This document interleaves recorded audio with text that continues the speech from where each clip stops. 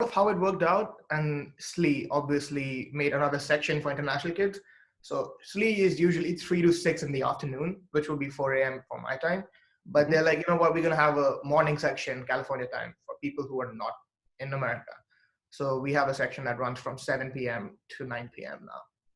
Okay. Very interesting. Very interesting. They've done as good a job as they can. Peter, I cannot hear you. Yes? I don't know why. I should be here. Can you hear me now? No? I still can't hear you. That's strange. My microphone is showing that it's... Oh yeah, I can hear you now. Yeah, maybe a little technical glitch. Sorry. Good. Excellent. But the transition to online has been as smooth as you can. Oh yeah, kind of academically has been nice because I'm getting so much time for my academics now. Are they giving you more optional work to do or not so much? It's just the regular kind of coursework? It depends. And like I have a few classes where there's a lot of optional work and you can take away as much as you want from the professor. And a few of them are like pretty set. Like my CS classes have assignments and you have to do those. It's nothing creative in them. Okay.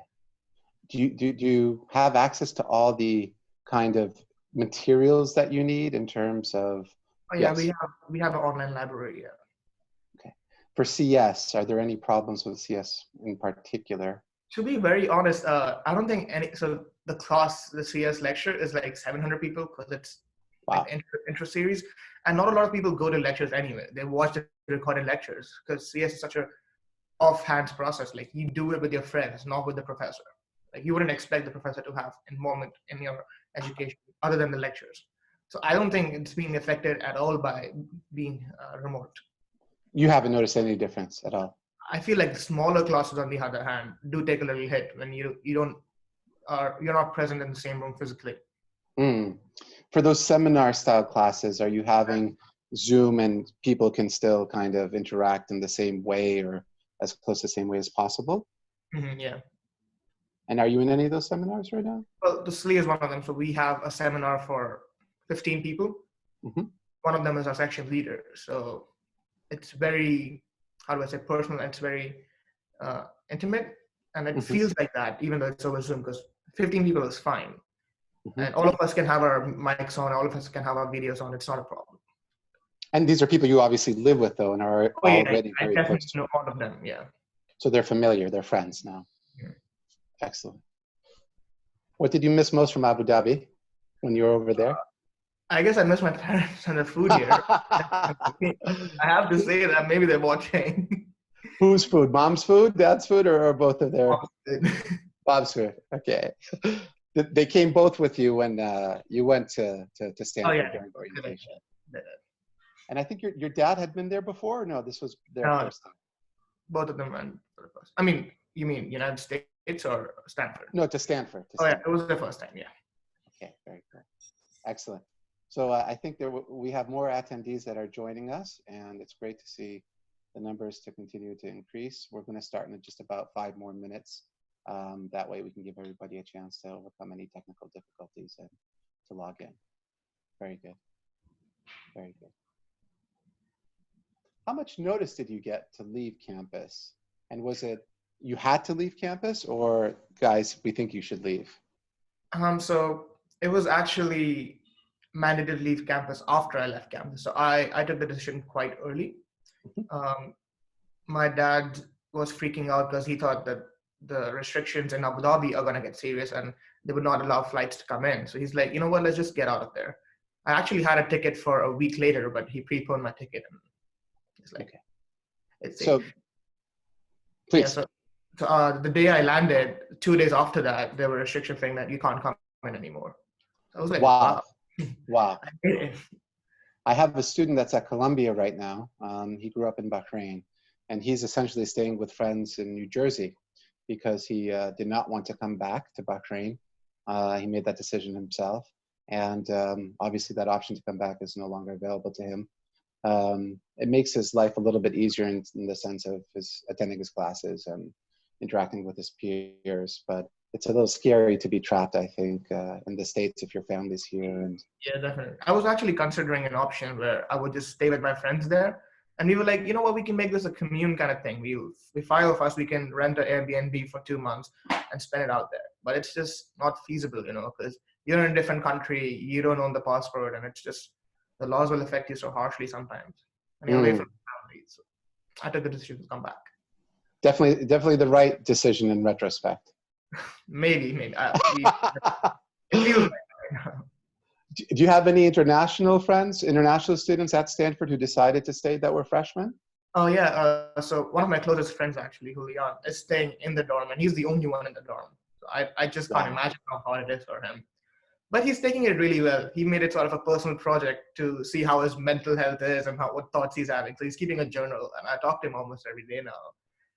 Is he doing okay? How's he handling it? Yeah, he's doing okay. Yeah. Are the dining halls open? Yeah, the dining halls are still open. Yeah. Who else is on campus? So all the graduate students are all on campus because, well, it is their home. They don't have another home, right? That's where they live permanently. Mm-hmm. So undergrads are gone. Any students who don't have a home to go back to, or it's hard for them to go back to, they're allowed to stay on campus.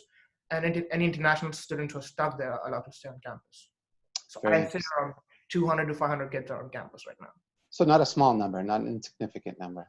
Yeah, but it's out of 8,000, so it definitely feels like it because you might be the only one in your dorm, or maybe two. Wow. Yeah. Right. Interesting. Makes it hard to find a studying buddy for those weekly assignments. Very good. I think maybe, Parth, we should get the show formally started. I think we're coming up on almost 5:40 now. I think that's given all the attendees enough time to kind of log in. So thank you, everybody, for joining us. We really appreciate you taking the time to be here. I'm very excited to be here. My name is Peter Davos, and I am the founder and head of Hale Education Group here based in Dubai. And I'm joined by the inimitable Parth Garg, Stanford freshman, Abu Dhabi legend, graduate of Bright Riders CBSE School, the only student accepted to Stanford from the UAE last year.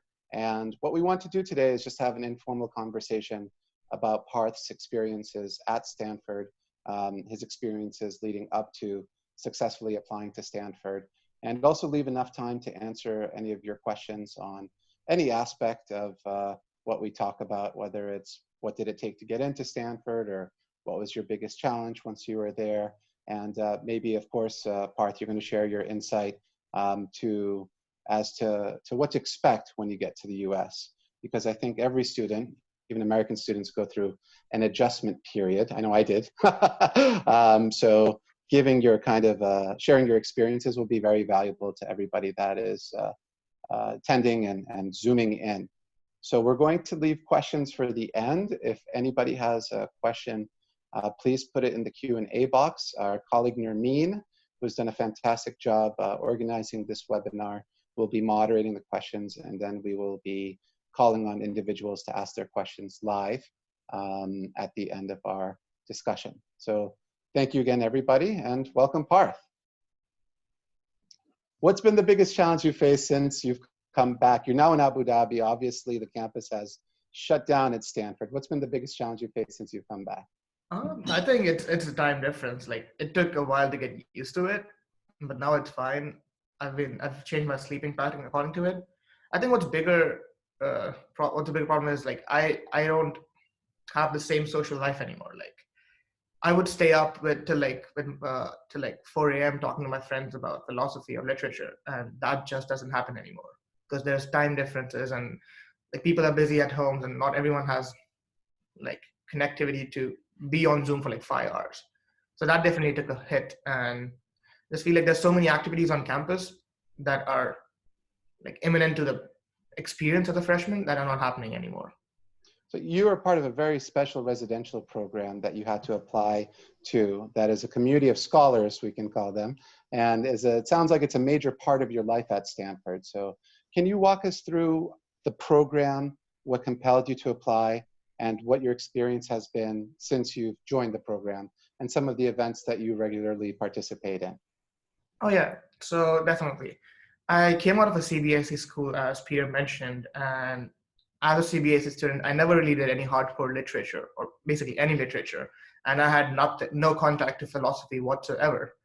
And all philosophy I got was off internet, watching videos or reading up books online. And it always fascinated me. So to see a program at Stanford where a group of students who willingly wanted to study literature and philosophy, coming and living together, living with the professors, living with the section leaders, and learning for an entire year, that seemed really enticing to say. And I was like, you know what, let's give it a shot. What's the worst that can happen? I won't enjoy it. I'll get my requirements out of the way. But I've actually read an article last week which described SLE, or structural liberal education, more than a class. It's a way of life. It stays with you for your entire life. And I think it's very true because it pushes you and it breaks you to an extent that now you have to start thinking about everything in your life critically and analytically. And it's like, wow, normal things in our life can also be critically analyzed, and it can have a deeper meaning. So that really helped me go about my Stanford journey, because now I can weigh what's going to help me and what's not going to help me, and what do I want to take out of this experience that I am having for the next 4 years. And I think that's very interesting, because although you're going to major, or you are majoring in physics, you still appreciate the liberal arts, and that was the first, kind of outlet that you sought even before you got on campus, because that was something that had been denied to you. The CBSE curriculum, from what I understand, has several streams that you choose, does not give you a lot of room for exploration, intellectual exploration.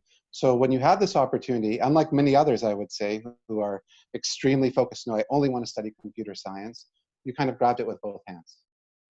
Oh yeah, definitely. Yeah, as I was mentioning to Peter earlier, I haven't taken a single physics class at Stanford, and it's not a problem, because it's a major that you can finish in 3 years. And I was like, I've come from a place where I only studied physics for 4 years. Oh, well, not only, but mostly studied physics for a whole year. And now maybe it wouldn't hurt to take a break and explore other subjects and curriculums. Incredible. And then the SLEEP program itself is competitive. So tell us about the process. How do you apply? What factors do they consider, in terms of admitting you to the program? And then what has it been like? So beyond just living in the community, what other enrichment opportunities can you avail of through this program? Well, it puts you in close proximity to scholars, as you said. Like, my roommate is someone who's written 2 books, and the person living next to me also has published books, and they are, I don't know, having internships with famous authors, and they have philosophy papers under their name. And it's like very, very weird to be in that academic setting, because that was not something I got in Abu Dhabi or in my school, because everyone's focused on STEM. I'm like, wow, this as an academic field is way harder than STEM, I feel, at least for me, because I was never accustomed to that sort of thinking. And that really pushed me to work hard. And SLE as a program knows that there are students coming from STEM backgrounds who are interested in this sort of thing. So it caters to them. We have SLE residential tutors, and the tutors who are senior or junior students living with us, who train us in writing and reading and how to go about this whole SLE process. So that's one really good thing. And I feel like I've improved my writing a lot through this process. And to get into the program, you had to write one essay as part of your housing application? It was a bunch of essays, actually. So it's a WAIS application. So WAIS is a sort of requirement at Stanford. So to fulfill that, you have to choose a bunch of options, and SLE is one of them. So you write why you want to be in the program, what is your philosophy background, and what do you expect to take out of the program, and how would you fit in the SLE community, and how would you contribute to it. And I was like, you know what? I've never had any formal education. I was very upfront about it. And I cannot wait to have that. I cannot wait to be surrounded by people who are into philosophy and literature, or humanities in general. Because over the course of my Stanford career, I will go to physics classes and math classes. I will find STEM people all over the campus.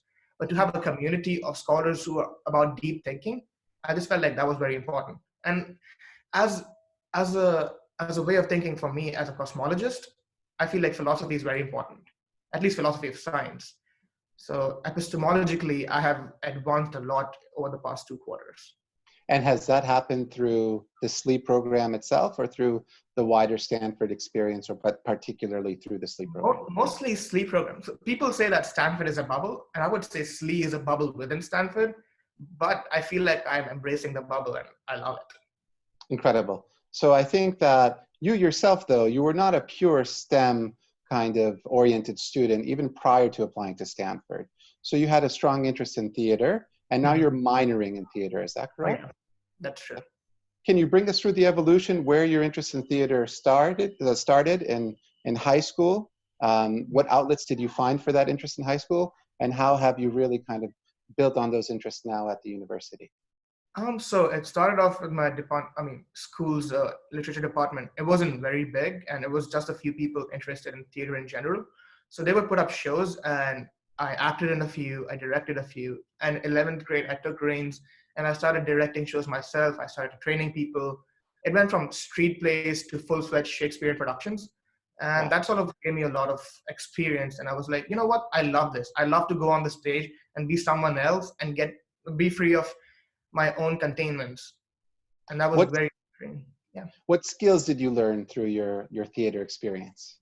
Well, I felt like it gave me an artistic outlet. Like I could forget about all the worries and focus on how to make something so insignificant, like a normal routine of getting out of the bed and brushing your teeth, into a beautiful artistic masterpiece. And people think that it's easy, but it takes 2 to 3 days, a week maybe, to practice that one scene. And I just feel like that's beautiful. Incredible. And do you have a favorite production that you participated in or you directed? It would have been Merchant of Venice, yeah. Incredible. Very, That very good. A classic. mm-hmm. At Stanford, how have you been active in theater since you've arrived? So the first thing I did on the second day of my Stanford experience, like I enrolled, like signed up for an audition, not an audition, an interview for producing the biggest musical on campus. At this point, I didn't know anything about musicals. I had done theater, but never any musical. I was like, you know what? It's not going to hurt. So Gadies is a biggest musical or biggest theater showpiece on campus, and around 8,000 people attended every year. Wow. Yeah, it's in the end of November, so like 3 months from when we joined Stanford, and it's like the freshman experience. Like everyone in the freshman community goes to those. Everyone from professors to staff does as well. And I was like, you know what? It's big, but it's gonna be fun, and let's try it. So I auditioned for it. I was accepted as an assistant producer, and I worked with actors and the production staff for 3 months, and that turned out really, really well. What was the biggest challenge you faced through that experience? It was definitely getting used to the musical counterpart of the show, because I was like, oh, logistically it is very hard, but now you add the musical aspect to it, you have to also coordinate the orchestra or the lyricist or the composition, and it just became a nightmare. It really helped me appreciate music as an art form, though. You know, Parth, I'd like to describe you as fearless. You know, you were able to jump into two very big unknowns from even before you got into Stanford. Do you think that element of fearlessness is typical or common among Stanford students, or are you an outlier there? I actually wouldn't call myself fearless. I would just call myself driven by curiosity. If I feel like I'm curious about something, I would go and do it regardless of what the outcome is going to be.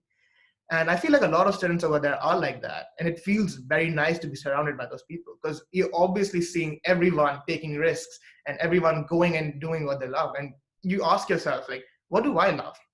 What is going to make me happy? And I go and pursue it. And there are obviously so many like options for you and opportunities for you, because there's so many clubs over there.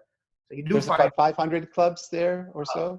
800 or over. 800, wow. So one for every 10 students. Incredible. And you had applied to some top UK universities, you had been accepted. How do you think your experience has been different, you know, at Stanford than had you have gone to Imperial, let's say, in London? Oh man. If I had gone to Imperial, I would be studying physics and computer science my entire year, I feel like. So the thing with, at least with Imperial, the thing is, like, there is no undergrad community as such. You have a physics community, which is like 60 kids. You have a math community, which is like 100 kids, but a broader class community doesn't exist. And it's also because there's no central campus, right? Like, Right. the colleges are all over Kensington, and the residential areas are not very defined. So it's like, you can hang out with people you live with, but you wouldn't interact with your class members in general. And I felt like it was going to be a continuation of the CBSE process if I went into a UK university. I would study physics, math, get out of there, get a job. It would be the same. I would learn a lot, but I don't think I would have grown as a person as Stanford is allowing me to. And that's what I think is the real defining, you know, kind of US university experience is that it focuses on personal growth and holistic development. And then, of course, in the application process, it's also a more holistic process in terms of assessing your candidacy, right? And I feel like you're living that every single day. Tell us about some other extracurricular activities or experiences. I think you went to your first American football game. Oh yeah, we did. Disclaimer, I did not like it. It's a boring game. Oh no, don't tell me that. I used to play. But who did Stanford play? Berkeley? Yeah, they played Oregon. No, I did not actually attend the big game. Big game is Stanford versus Berkeley. I was in Death Valley with a few friends for Thanksgiving break, so that's a whole different. But you go to the women's basketball games pretty regularly as well. Yeah, I go to the women's basketball, men's basketball, and both volleyball games as well. Because Stanford is phenomenal in those, and I love those games.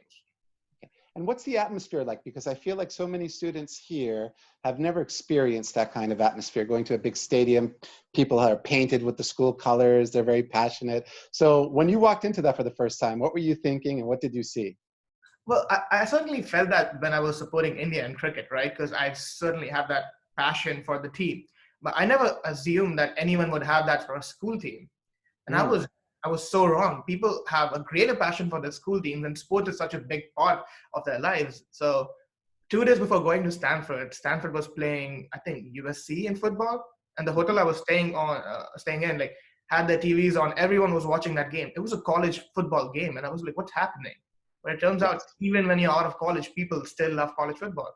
And I think that summarizes it pretty well. Like, everyone is so into sport and in the the school spirit. That's one more thing that wouldn't happen in UK. Like, you wouldn't be like Imperial.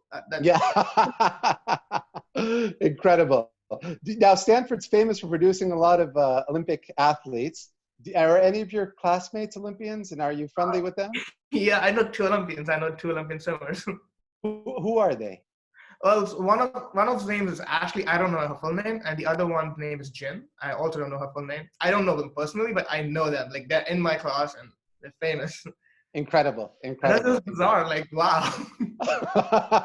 And that's, I think, another beautiful thing about the U.S. You know, the emphasis on not just academics but athletics as well, and any other kind of extracurriculars that you really want to pursue your passion in, which makes it a unique experience. Now, you show up for orientation, right? You are familiar with the campus because you had spent a summer there the year before while you were in high school. So it's not an unfamiliar kind of territory. But surely you must have been nervous, you know, saying goodbye to your parents. What were some of the biggest, you know, kind of challenges you faced that orientation week? You know, the biggest hurdles you had to overcome? When I look back, I think the biggest hurdles were getting used to the fact that this is going to be my home now. Like, I'm going to be living here for 4 years, and I need to find a community. And that really struck me. Like, I had a solid community back in Abu Dhabi, with Club Rise and school and friends, and I don't have anything of that sort in America or in Stanford. And I was like in a vacuum, like, what am I going to do now? But that sort of quickly dissolved in like the first week, because our dorm community was so closely knitted, and our RAs did such an amazing. RAs are residential assistants, so those are juniors or seniors living with freshmen, and they helped create a community. So 35 freshmen live together, and 5 RAs live with them. So they're sort of the glue that holds the group together. Amazing. We really got to know each other, and it felt like, wow, it feels bizarre to me that there was a time that I don't know those people anymore. And everybody's kind of in the same boat, right? Everyone's having the same anxieties and nervous maybe to sit at a table full of strangers for lunch. But then you realize, oh, we're all in this kind of together. Mm-hmm. Talk about yes, please. I also felt that academically it was going to be super hard, because I just felt like it's Stanford. But you know what? It's not. They play at your level. Like, if you're good at something, you can find so many more opportunities to learn, like, whatever you want. And if you're not good at something, there are resources for you to get to that level. What are some of the resources? Well, like, just instantly, when I had never read a solid philosophy book, and the first week they gave us Plato, and I'm like, whoa, what am I supposed to do with this? But then there's the Beam Writing Center or the Sweet Hall Writing Center, where you can go and ask them to explain to you how to interpret these things, or at what page should you be reading them, or how closely should you be reading these things. Because we're supposed to read 400 pages books every week, around the clock, the entire year. So they tell us, like, there are ways to skim, or there are ways to get through these books, but that is not what's going to help you. You want to understand what the author is saying. And those lessons from those tutors, those are all students, right? Those are junior and senior and grad students who are helping other students out. Mm-hmm. And the same way for writing, like I took my papers there and they edited them and then told me what I'm doing wrong, what I'm doing right, and how I can improve my papers. I've probably written 5 papers over there. And one of them was actually on Inferno, and it's called "What in the Hell is Dante Doing?" Did you answer that question? Did you figure out the? Yeah, it was a 12-page paper, and I feel like I would have never done that in school, or like nothing like of that sort was like even demonized out of school. So that really helped. Very interesting. So the infrastructure is there, not only in terms of laboratories, libraries, physical spaces, but the human support network. And again, these are volunteers. These are just students that want to help other students. That's right. Did you find that environment, that kind of supportive, welcoming, inclusive environment extend to every aspect of your Stanford experience? Or were there some kind of incidences or, kind of other obstacles that you faced, let's say maybe particularly as an international student that came from the UAE? Not really. Like I always heard that it's going to be hard adjusting to American life, but it's just that everyone in America is also so diverse. Like, it's not a homogenous set of people who are suddenly living with, like, if I say like Americans living with international, it's not like Americans are homogenous and they're living with international students now, and it would be hard for them to adjust. It's just they've also been exposed to so much diversity in their lives that it's just a part of how it goes. Like, it's completely. Oh yeah. At Bright Writers, that was a CBSE school, Indian curriculum school. I'm guessing all of your classmates were Indians. Oh yeah, that's true. Yeah. Yeah, and then at Stanford, if we look at, let's say, your dorm, just as a microcosm of the wider university, how many, what percentage of the students there are international? What percentage of American students are hyphenated Americans like myself? How diverse is it really on the ground there? Well, so there are 35 students in my dorm, and 10 of them are international. One of them is an Indian, and the rest are American, but most of them are African Americans or Asian Americans or Native Americans, Latin Americans, from all over the place. It's not like white central. Most of the campus though is a little white central. Like I would say there are like 50% white people on campus, but in SLE itself, it is so diverse because they make sure that it is diverse, like through the application process. They don't want only white people talking about white philosophy. They want the conversation to be extended to all realms of the spectrum, and they want everyone's input on it. That's one great thing that happened with SLE. I got to live with such a diverse group of people. And you learn from their perspectives. And I think what we see in the States more so than even here in Dubai and UAE is a diversity of thought. Diversity is not only ethnic diversity, right? But diversity of socioeconomic backgrounds, diversity of perspective, diversity of thought. Did you also experience that yourself? Definitely, yeah. I mean, one of my best friends is a hardcore Republican, and most of the others are Democrat. And I feel like we can sit down and have a conversation about our political views and not hurt our friendships. And I feel that's amazing. Because people are so open to have conversations over there that you can actually realize what they feel and what their views are. And that doesn't happen in Abu Dhabi because everyone's just shielded and they want to protect their images and nobody wants to talk about the issues that they believe in. That's not something that happens at Stanford. So you can really get to know what people believe and what they think. And that gives you a unique perspective into the matters that you have thoughts about. Incredible. Amazing. So we've talked a lot about your peers and the learning that you've experienced through your peers. How about your professors? Have you found them to be accessible, supportive? Maybe we can start off because you did complete that summer program in physics and talk about that relationship, how it began and maybe how it's grown since you were a high school student there for 6 weeks. Oh, yeah, I was there for 8 weeks. But 8 weeks, I'm sorry, I didn't want to cut you. Just got those last 2. Yeah, those are the best ones. Yeah, the thing is that I actually did end up having a great relationship with my professor. His name was Dr. Gill. It still is. And I used to have weekly lunches with him on campus. Wow. We would go out, have lunch at the dining hall, have a conversation about physics or philosophy of science for like 2.5 hours. We wouldn't know where the time is going. And he'd be like, oh no, I have a class now. And he'd have to go. I feel like that's still translated to this COVID-19 situation. We still end up having weekly conversations. I'm actually attending a class taught by him at Santa Clara University. It's Introduction to Particle Physics, something Stanford doesn't have because it's not really accessible to undergrads. But he's helping me through it. He's like, you're interested in particle physics. Let's start you early on. You don't have to wait till grad school to learn about quantum chromodynamics. And that's really nice. I feel like a lot of other schools, I wouldn't be able to do that because professors are not so accessible. Like I couldn't just text my professor and be like, hey, you want to talk now? And he'd be like, yeah, sure. What's up? And I can discuss life with him. That's incredible. And you've started to conduct research for him, have you not? Not for him, actually. I've been working for Risa Wexler. Risa Wexler is one of the greatest cosmologists of our time, and I'm really honored to work with her. So I'm working in her group and doing dark matter cosmology. Okay, so how difficult, would you have ever imagined as a high school student that as a freshman, you'd be able to conduct research with the authority in the field? Never. Never. I used to read papers by them. I'm like, oh, that's really, really cool. And I never thought I would reach that level, but now I'm actually conducting research in the same group with the same apparatus with the same professors. I'm like, maybe one day I can be them. Like you're in such close proximity to them that it doesn't seem so far removed from you. Right? Incredible. That dream, yeah. Were you starstruck when you first saw her? Was it like seeing I am not gonna lie to you. I'm starstruck over there every day. Wow. Because is it just with Professor Wexler or also with some of the other leading? So I would just be walking and my friends would point out, oh, that's a Nobel laureate. I'm like, what? Incredible.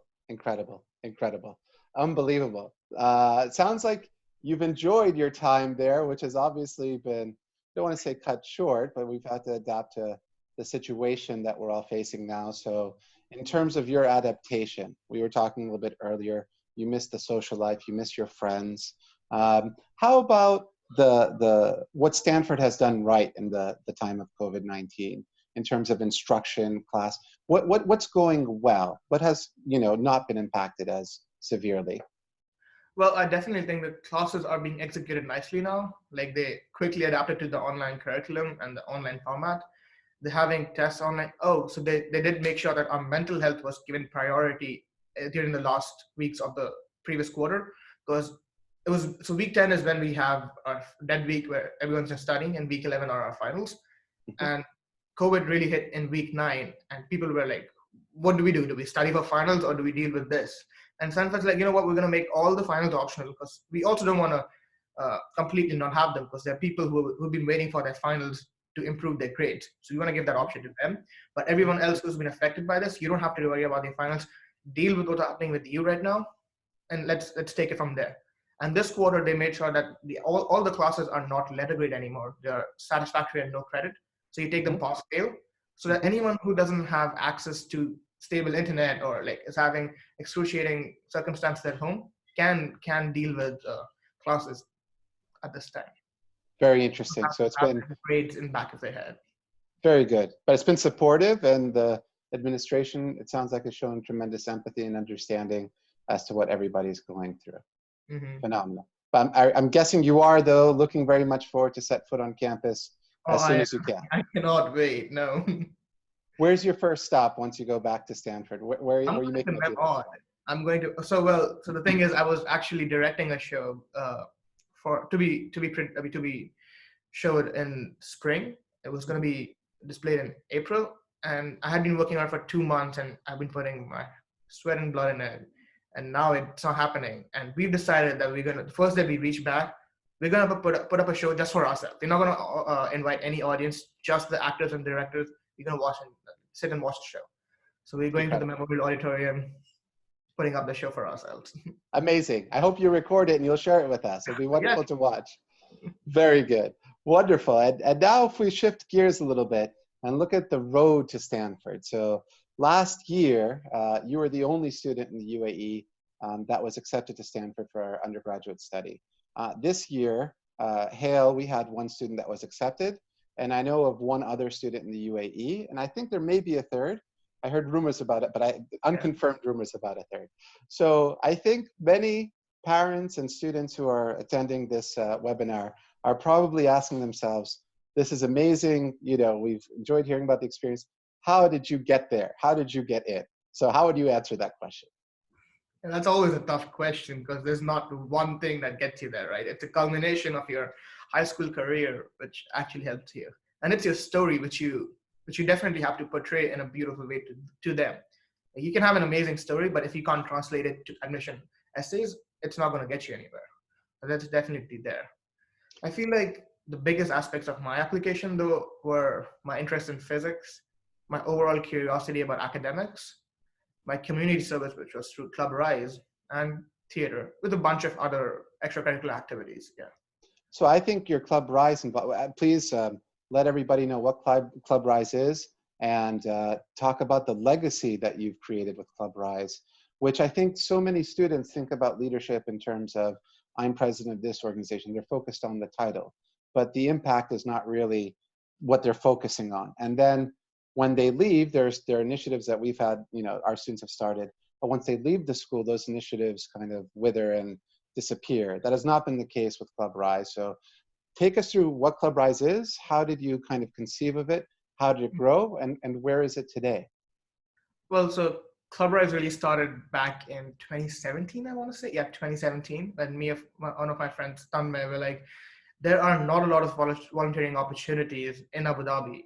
And I don't know why that's the case, but there are a few in Dubai, but not in Abu Dhabi. So we're like, what we can do is we can create a club where people who want to do a service for the community can come and join. And we were imagining a club where we would have 20 to 25 people.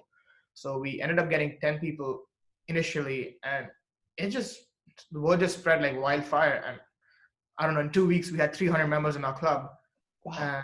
It was not a school initiative. We did this independently. And like the diversity was amazing. There were people from 10 different schools and 15 different nationalities. And it was like really great. We ended up having a lot of events in Abu Dhabi. We had an anti-smoking campaign. We had a mental health campaign. We had a clothes collection drive. A lot of cleanups all over Abu Dhabi. Actually, anyone who's watching from Abu Dhabi would know Hudayrat Island.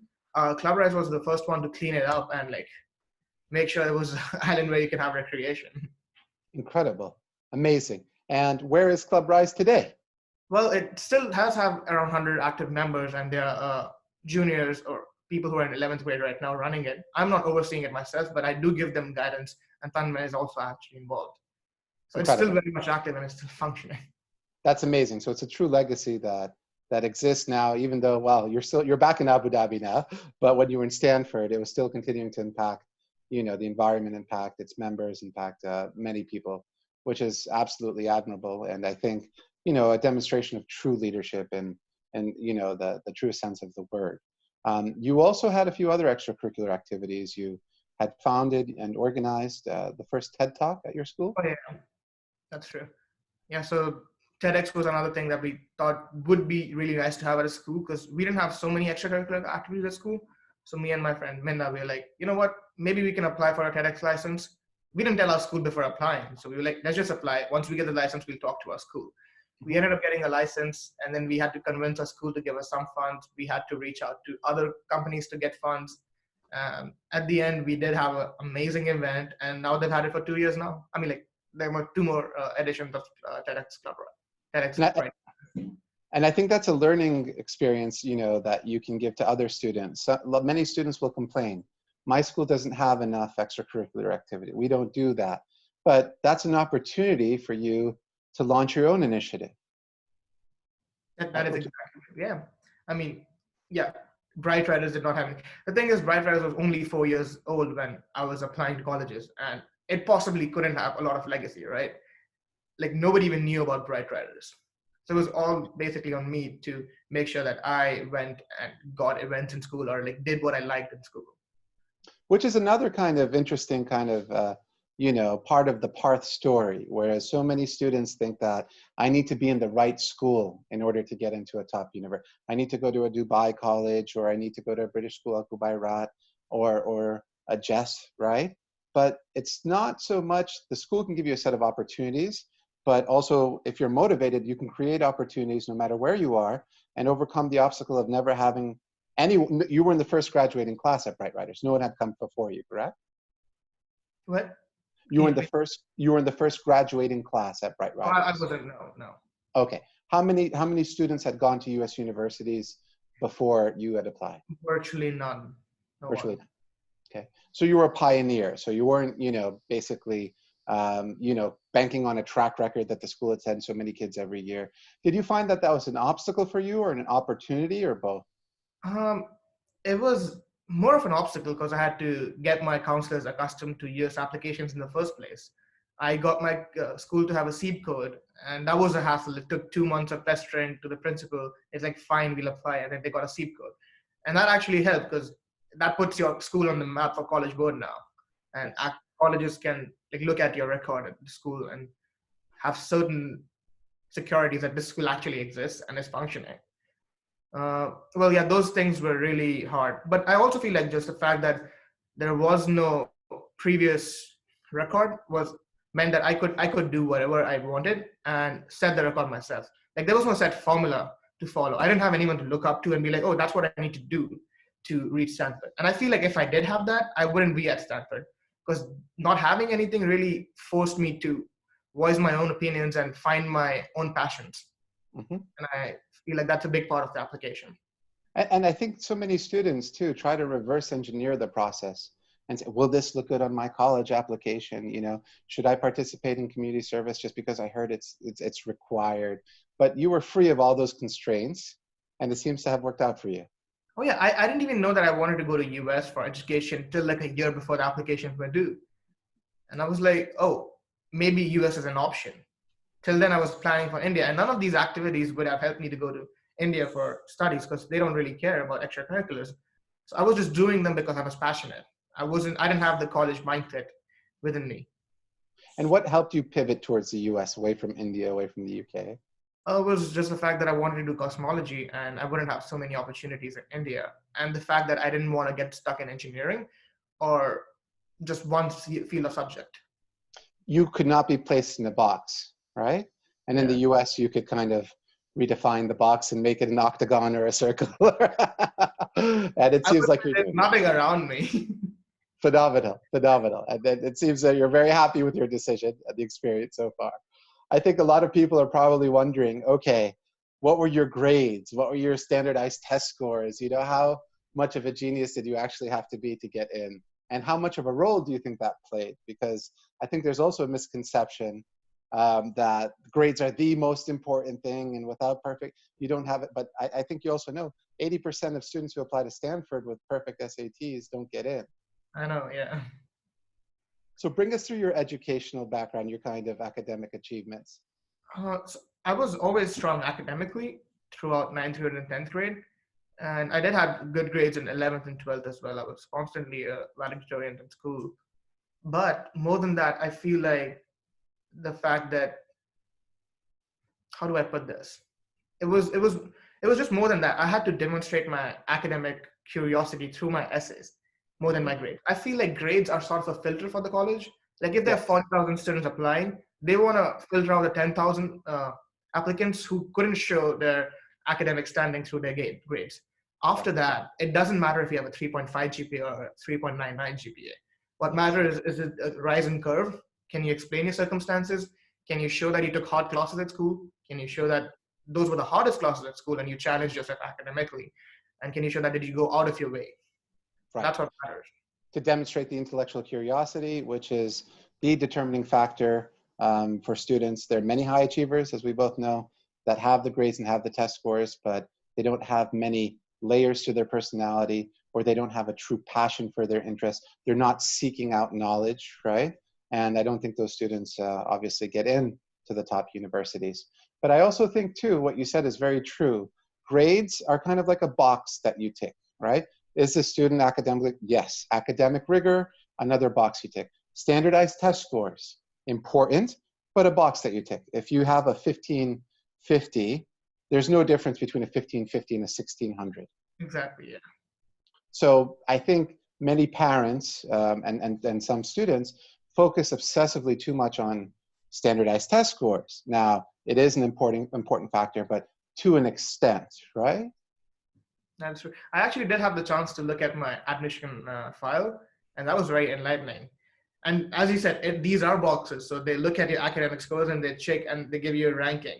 And what they actually discuss is your essays and your circumstances and what you did. And they have an in-depth discussion about your curiosity and your personality. But all they do with their grades is put a check.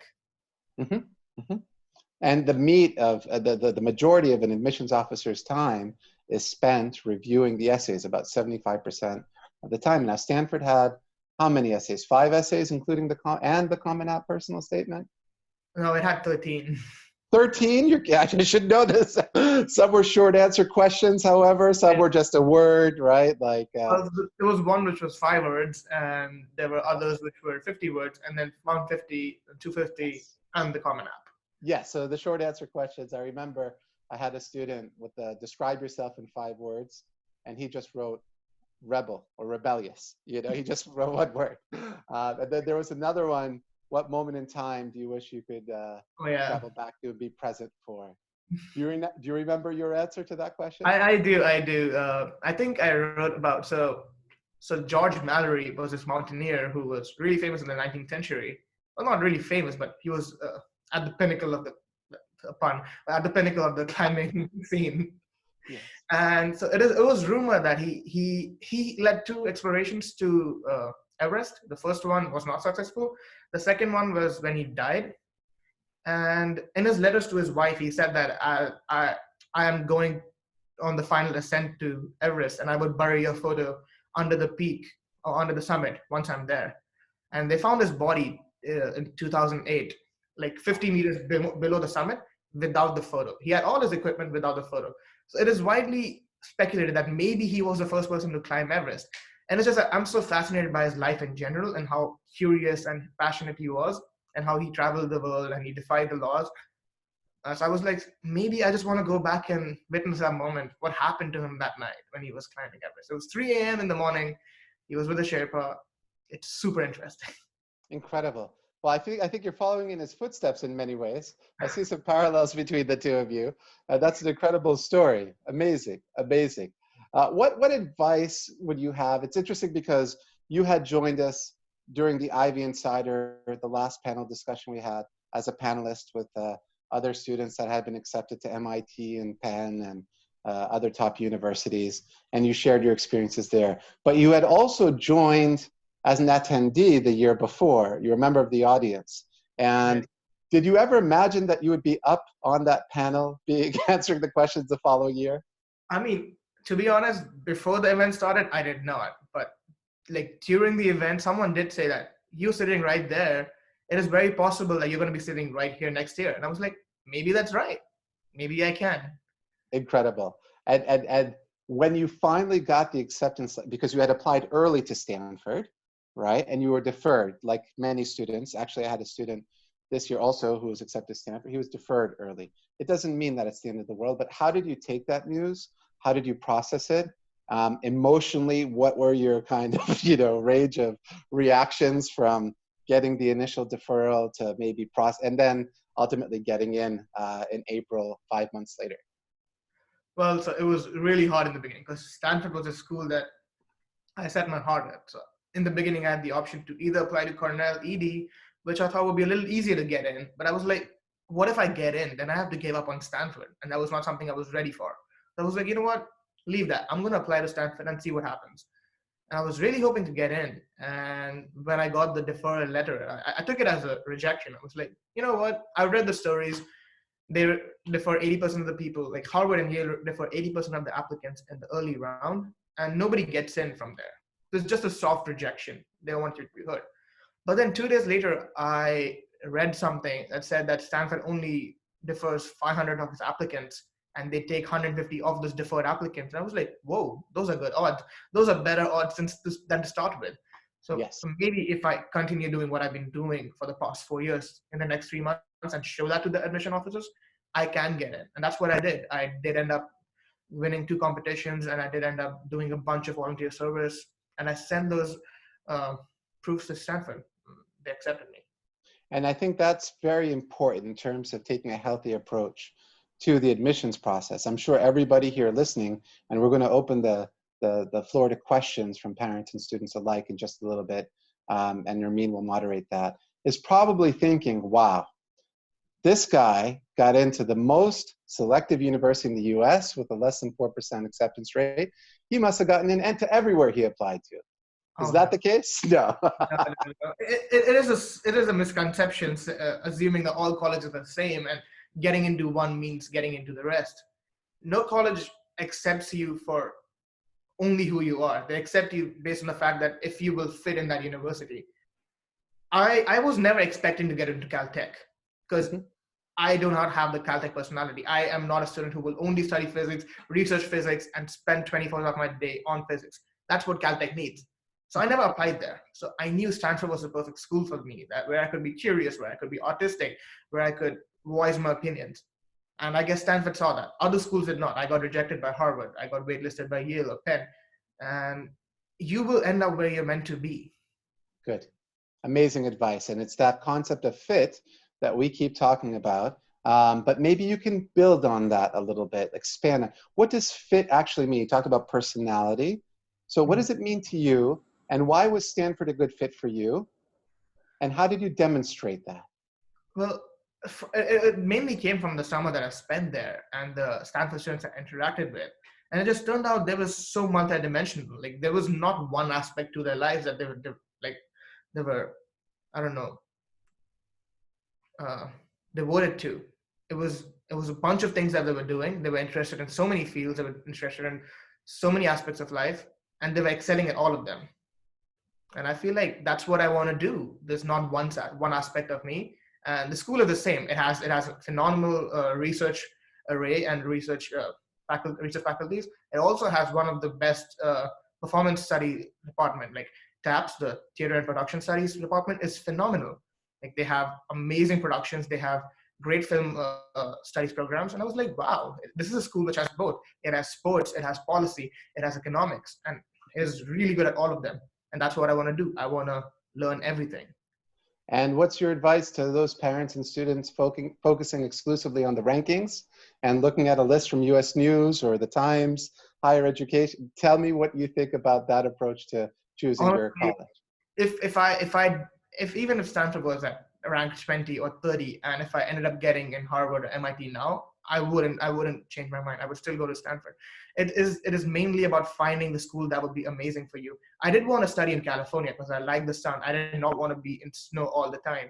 I like the tech bubble where entrepreneurship is a big part of what was happening on campus. I wanted to be involved with technology.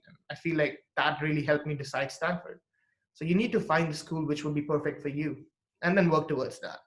And focus on the qualitative factors, right? The quality of life, your interest, and you were able to obviously communicate that very effectively. But so many times I see students, why are you applying? Well, it's number one in, mechanical engineering. Well, you don't know anything else about the school, even if you have the qualifications. If you can't make the case for it in an essay or just convincing me sitting across from you right now, you're not going to have a chance of getting in because 80% of the applicants have the grades, but it's just about what are you going to contribute, right, to the university once you get there, and how will you fit in culturally, right, and why is the university right for you, and why are you right for the university? And once you get rankings into the conversation is pretty much over. Yeah. And there was another thing that I knew that I wanted to be a physicist. I would have to go to grad school, get a PhD. So my undergrad education in physics wasn't the one that was my main part of my undergrad experience. I wanted to grow as a person, become someone who was capable of making it on my own outside and gain experiences as much as I can. And I felt like Stanford was the perfect school to give me that. Amazing. It sounds like you made the right choice, and they made the right choice in accepting you as well, without question.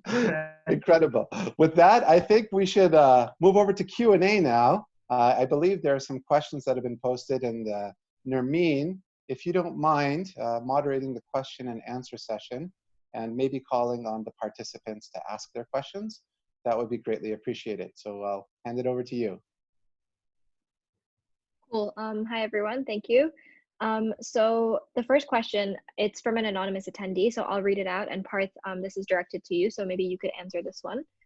It says, Parth, getting into Stanford is incredible. If you don't mind, could you share with us what made your application stand out from the stereotype? You have discussed already, of course, all the activities that you did, but if you had to kind of pinpoint a few things, they said, considering how everyone has the grades and the extracurriculars.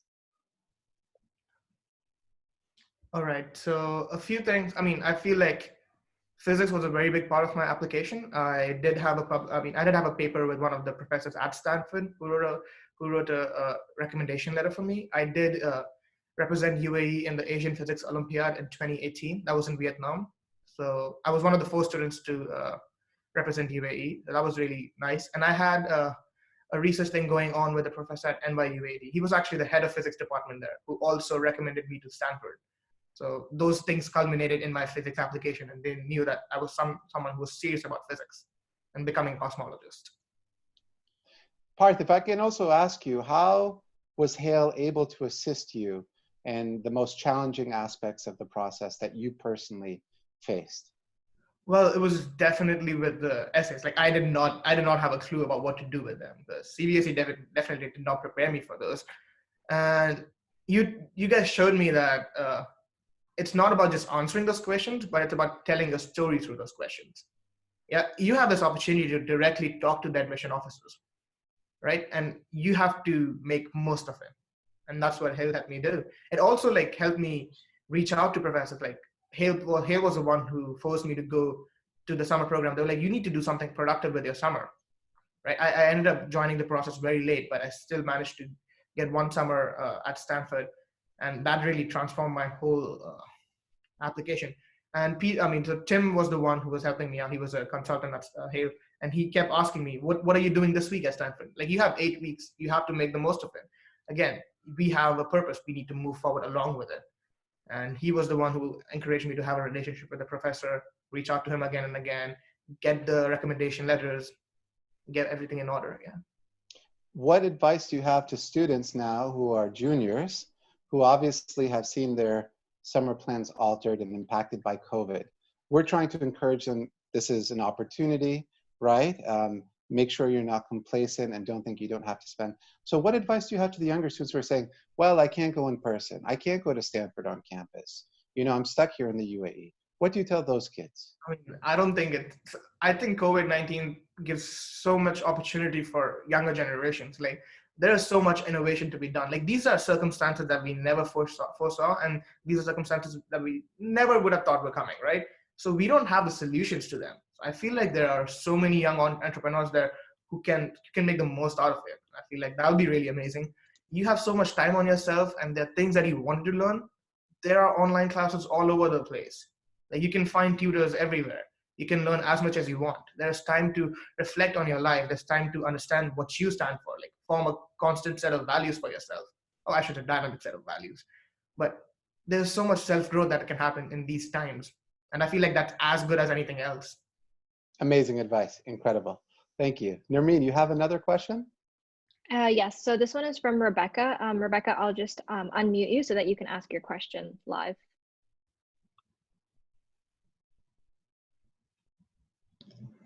Hello, how are you? Thank you so much for this super interesting webinar.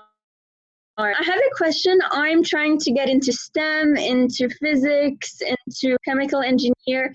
I've already opened a lot of clubs at school because we don't specifically have a lot of them. What do you think is something that as STEM students we can do in order to just show our passion, just be more interested than we already are in the field?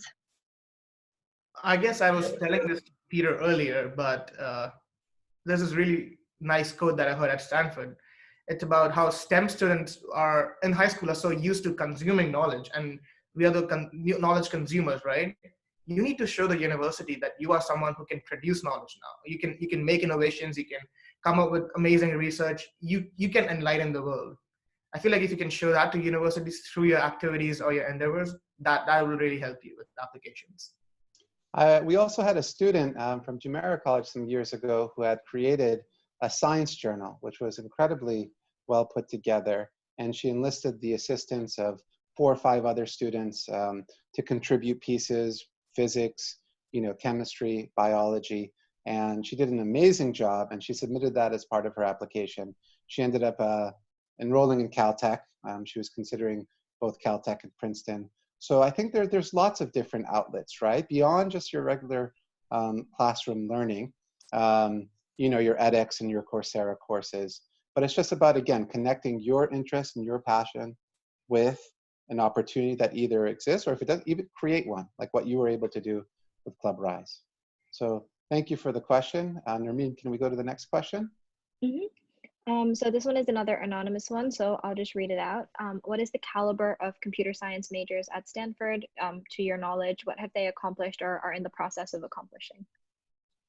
Oh, CS students at Stanford, they're everywhere. I mean, I'm not even kidding. Around 50% of the campus is CS majors. It's kind of nerve-wracking seeing everyone in CS, but it's also very nice. So I like to throw this number around quite a lot. So we have index which says startups per freshman dorm. Wow. And the number is around 5 to 7. Within dorms, which are like 30 to 40 students each, there are 5 to 7 startups in each dorm. It's not hard if you just walk into a group of people and one of them is $1 million owner of a startup. I myself have a startup over there, and I'm working with a team of 5 students, and it's going great. Tell us about your startup. Well, okay. So before COVID-19, it seemed really interesting. It's a hyper-localized events app. It sort of connects you with people around you with same interests. It's called Up To. So what you would do is you would go on the app. It will ask you, what are you up to? Imagine you're on campus and you have a class till 1, and then from 3, and you're like stuck in a weird phase of 1 to 3. You can't really do a lot, but you still want to have fun. So you can be like, what am I up to? Oh, I want to do my math piece, and it'll find people from your math class who are around you who also want to do their math piece. It'll connect you to them. Or it could be people who want to go to Trader Joe's to get grocery, or people who want to make a laundry run, or it can be anything. It's very hyper localized, and it's amazing for campus students.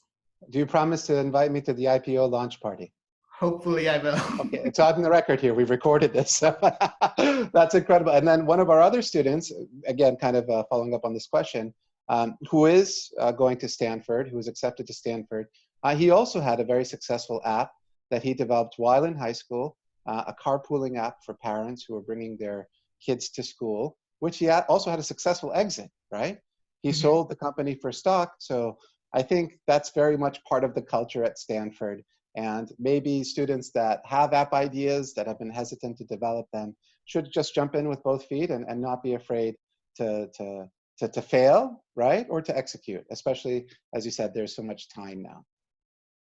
I want to add another thing, but CS at Stanford is so prominent. Like, I just forget sometimes that the internet, the WWW, World Wide Web, was invented there.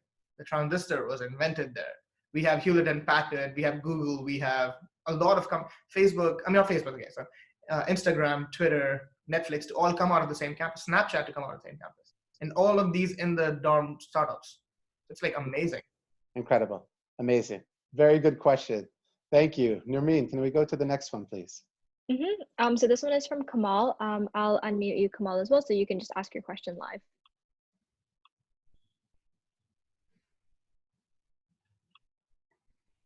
Hi, Parth. This is Kamal here. Hey, Kamal. Parth, I want to know that for the the new students who want to aspire for Stanford or any other EV institutes in US, so what kind of preparations that they should do apart from their Indian schools, like you have passed out from Bright Riders, right? So how did you prepare for academically so as to apply confidently to the EV schools in US? So you want to know about my academic preparation? Yeah. Yeah. So I did. So one big thing was that I went to classes in school, attended them, and listened to the lectures the teachers were giving. And I thought that was very much enough for getting good grades in CBSE. I also was enrolled in a few educational institutes like macadamia, which helped me with math and science, but like not to that extent, which I would have liked. It's all about working on your own. CBSE is not a very hard curriculum, and it is easy to score marks, I guess. And that's all about academics. I did have to work hard for my SATs and my subject tests. I think Kamal's question too was a bit more, how could you apply with confidence that you're putting your best possible profile? Let's say the academics are in place and that, the standardized test scores are where they are, which they are for many aspiring STEM students, particularly from CBSE curricula. But that confidence that you have put your best, kind of foot forward. I feel like that comes with looking at people around you and seeing that, have you taken the next step? Like, have you gone one step above everyone and tried to make most of the situation that you have? Like, okay, everyone's in the same class. They're doing the same things. But have I gone and attended edX courses and Coursera courses and learned something more? Have I applied it? Have I tried to reach out to professors around me, like in Khalifa University or NYU AD or American University of Sharjah? Am I doing the most? Like, am I doing more than other people around me? I think that should be a good factor to measure your readiness or. Amazing. So that's for preparedness. How about execution? So for example, you talked a little bit about the essays. Did you have many college interviews when you were going through the application process? I did have a few. I had one for Yale, one for UPenn, one for Princeton, and one for Stanford. So 4 of them. Okay. And one out for Oxford, which was in person. I used to interview for Johns Hopkins for 15 years, and it always shocked me how unprepared students were for the interview, how little they knew about the school's culture, curriculum, professors they wanted to work with, and how they just focused. Why are you applying to Johns Hopkins? Well, it's #1 for pre-med. Okay, what else do you know about it? But I feel like obviously you took, hopefully with a little bit of help from us, a little bit of a different approach to answering what's seemingly a very simple question, and to make sure that that interest in the university was so genuine and not based on just some kind of superficial, assessment like a rankings list. Well, there's obviously this thing called demonstrated interest, where the university very much keeps a track of how much you're interested in them. And that is interviews are one place that they really want to see that. Because Hale really helped me with this. Like, I had 2 mock interviews and it told me what to do, what not to do.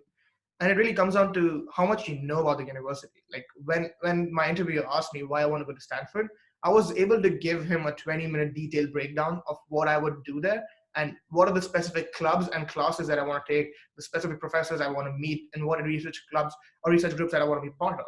And he was like, yeah, you know your stuff. He himself was at Stanford, so he could relate to whatever I was talking about. And if you can make your interviewer feel like that, and you can connect with him on a personal level, I feel that's the best way to go about it. So you need to really know the schools that you're applying to, at least the ones that you really want to get in. Yes. The #1 question I was asked as an interviewer was, rate the student's knowledge of and enthusiasm for the university, right? If the knowledge wasn't there or the enthusiasm, forget about it. Excellent. Nerbi, can we go to the next question, please?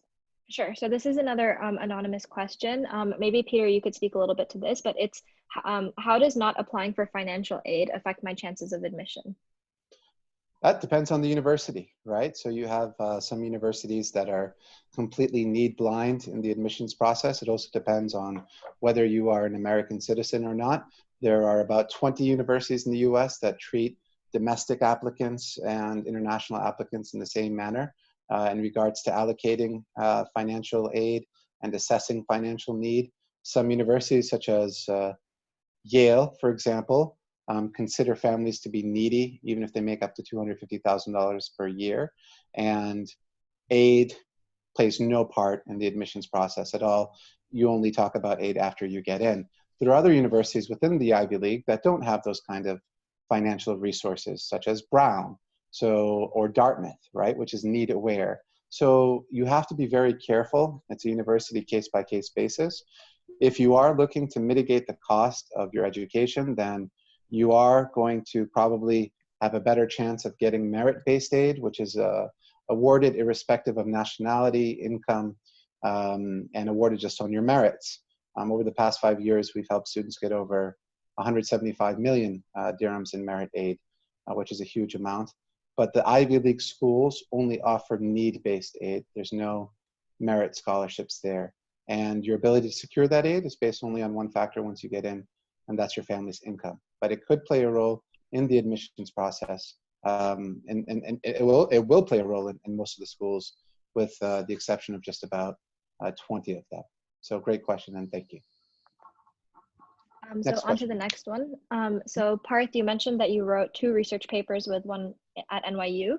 Could you walk us through the steps to write the paper? How did you meet the NYU professor? How long did it take? Was it published? And do you think it was a significant part in getting you accepted? Oh yeah, so right off the bat, it was not published. It was just a project of me and the professor. So I started off in 11th grade, I want to say, and I cold emailed around 40 professors in UAE. And I was like, you know what, it's a shot in the dark. Let's see what happens. Only 2 of the professors reached back to me, and only 1 of them was actually interested in working with me. So I started visiting this professor almost every 2 weeks, and then I built a really good relationship with him. And he saw that I was actually interested in physics.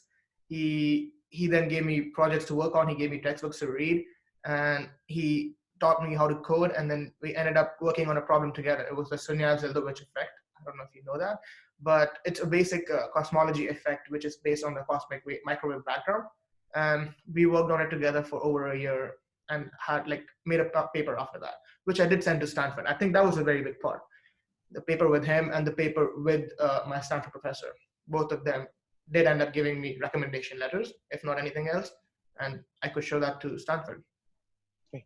And those were supplementary recommendations, right? In addition to the 2 teacher recommendations that you submitted from school and the 1 counselor recommendation from school as well. But very good answer and a very good question. Thank you. Nermeen, the next question? Sure. So this one, maybe you guys can both speak to this, but it's also from an anonymous attendee. What would you say are the differences between Harvard and Stanford undergrad? And I'm thinking that they're asking about university culture. Well, I don't know how much I can speak about Harvard. Peter, you went to Harvard, right? Well, only for grad school, yes, but I can speak a little bit about it. Why don't you start with Stanford, Parth, and I'll just say my piece on that. Why Harvard wasn't on my list above Stanford. It's because Stanford is so involved with producing. I mean, it's so involved with innovation. I just felt that was a little missing at Harvard, and that was not something I was ready to dismiss away. Innovation was a very big part of I wanted it to be a very big part of my college experience, innovation in both STEM and in technology. Harvard, on the other hand, seemed very much a school which would be amazing for finance or political science or economics. And those, as they were interesting, were not my subjects. I wanted to do more of philosophy. Philosophy was also amazing at Harvard. I just felt like the sunny California vibe was more of my thing than the Boston or Cambridge vibe. Yes, so New England, right? Cambridge is located in New England, a lot of cultural similarities to Old England. The focus very much is on history, tradition, right? Harvard is the oldest university in the US. So I feel that it's steeped in those roots, whereas Stanford is more rooted in innovation, right? The now, the future. So you can feel that that's very tangible. Also at Harvard, the social scene is a bit different. You do have finals clubs, which are hundreds of years old, extremely selective. Some would describe them as elitist. So it comes from almost a different time. It doesn't mean that you have to be part of that culture, but it's steeped in tradition and culture and history.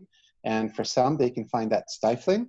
For others, like myself, obviously I love history, I studied history. I find that invigorating and energizing.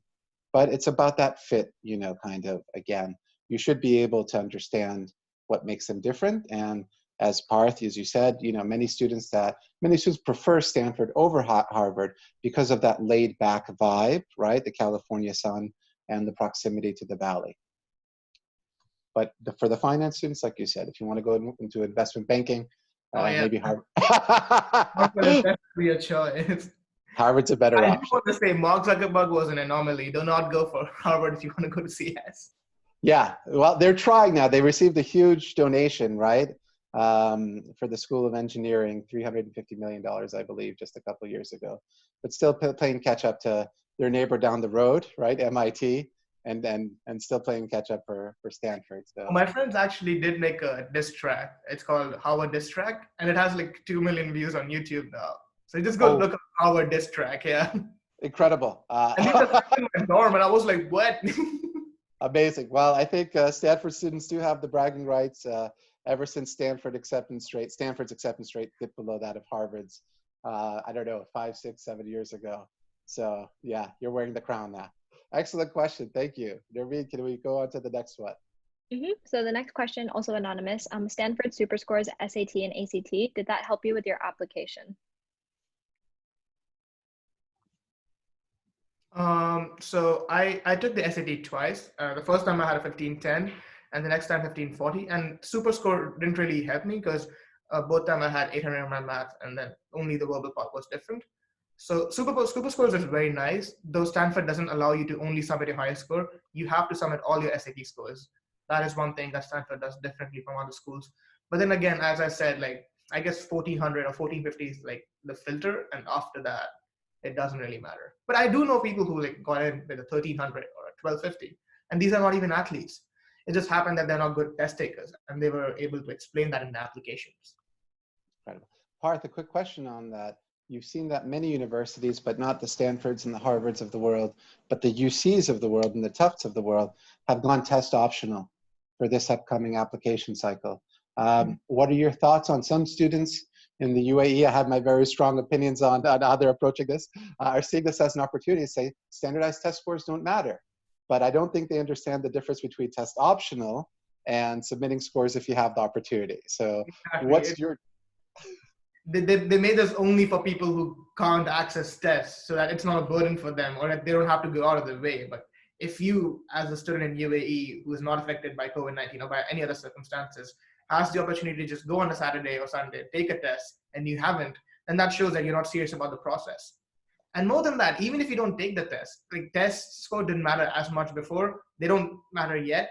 And I don't know what's going to change with the application if you don't take the test. You'll save like 15 days or 20 days or like a month of preparation. That's it. Yeah, it's absolutely, I couldn't agree with you more. The SAT has announced that they're going to offer the exam one way or the other, online or in person, from August every single month until December. This is not an excuse to take your foot off the gas, okay? And you will be at a distinct disadvantage if you do. Like you said, it's a question about equity and access. If you have an internet connection, if you go to a private school in the UAE, you have a camera on your laptop, you will be expected to take the test. End of discussion. If you don't, you do so at your own peril. So thank you for the question and thank you for the response. Nermeen, on to the next one.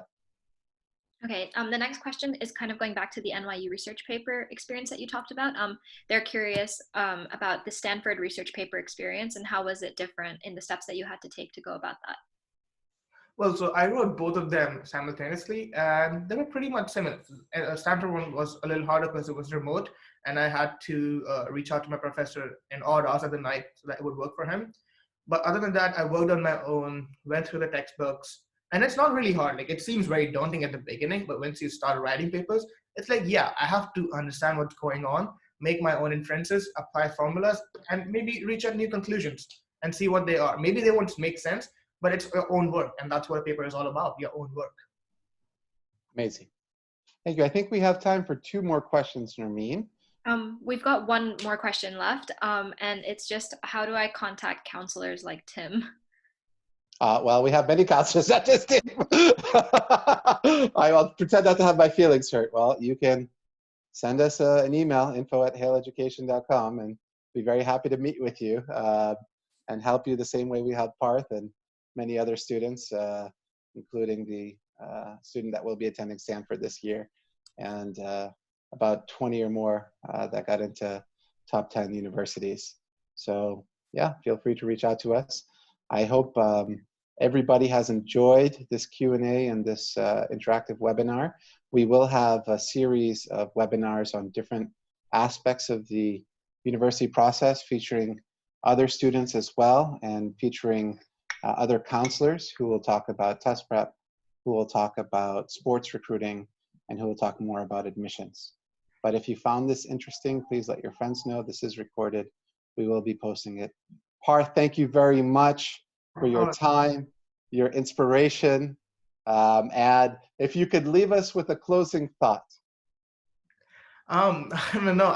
I do want to say that COVID-19 is always on everyone's mind, and it can be nerve-wracking. But as I said earlier, it's a very good opportunity for all of us for self-exploration and self-evaluation, and even self-motivation. I mean, you can really learn a lot of things at this point. You know, how many times have we all thought, like, maybe I need a month off from all this hassling work and I want to really just spend time with myself? Just look at it that way. You have a month or 2 to yourself, and you can devote it to your well-being.